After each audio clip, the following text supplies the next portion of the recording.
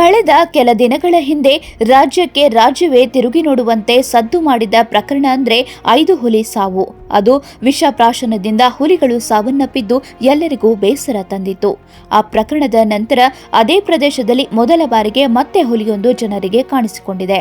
ಹೌದು, ಹನ್ನೂರಿನ ಕುಡ್ಲೂರು ಗ್ರಾಮದ ರೈತ ಮುಖಂಡ ವೆಂಕಟೇಶ್ ಹಾಗೂ ಸ್ನೇಹಿತರು ತಮಿಳುನಾಡಿನ ಕಡಂಬೂರು ಗ್ರಾಮಕ್ಕೆ ತೆರಳುತ್ತಿದ್ದ ವೇಳೆ ಮಾರ್ಗ ಮಧ್ಯದ ಅರಣ್ಯ ಪ್ರದೇಶದಲ್ಲಿ ಹುಲಿರಾಯ ದರ್ಶನ ನೀಡಿದ್ದಾನೆ.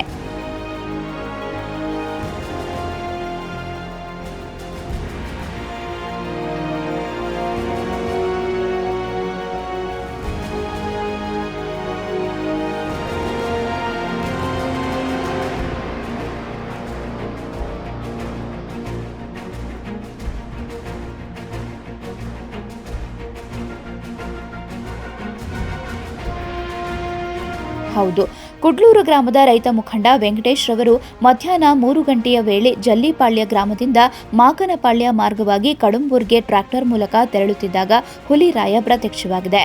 ಇದನ್ನ ಕಂಡ ವೆಂಕಟೇಶ್ ಹಾಗೂ ಸ್ನೇಹಿತರು ಮೊಬೈಲ್ನಲ್ಲಿ ಸೆರೆ ಹಿಡಿದು ಸಾಮಾಜಿಕ ಜಾಲತಾಣದಲ್ಲಿ ಹರಿಬಿಟ್ಟಿದ್ರು.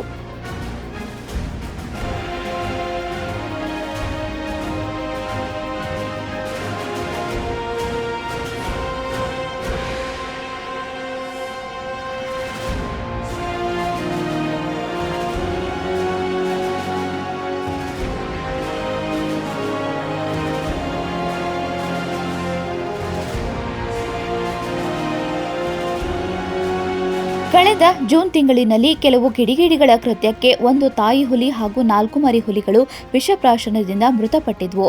ಇದೀಗ ಮತ್ತೆ ಜಲ್ಲಿಪಾಳ್ಯ ಅರಣ್ಯ ಪ್ರದೇಶ ವ್ಯಾಪ್ತಿಯಲ್ಲಿ ಹುಲಿ ದರ್ಶನ ನೀಡಿರುವುದು ಈ ಮಲೆ ಮಹದೇಶ್ವರ ವನ್ಯಜೀವಿ ಧಾಮ ವ್ಯಾಪ್ತಿಯಲ್ಲಿ ಮತ್ತಷ್ಟು ಹುಲಿಗಳು ಇರಬಹುದು ಎಂದು ಅಂದಾಜಿಸಲಾಗಿದೆ.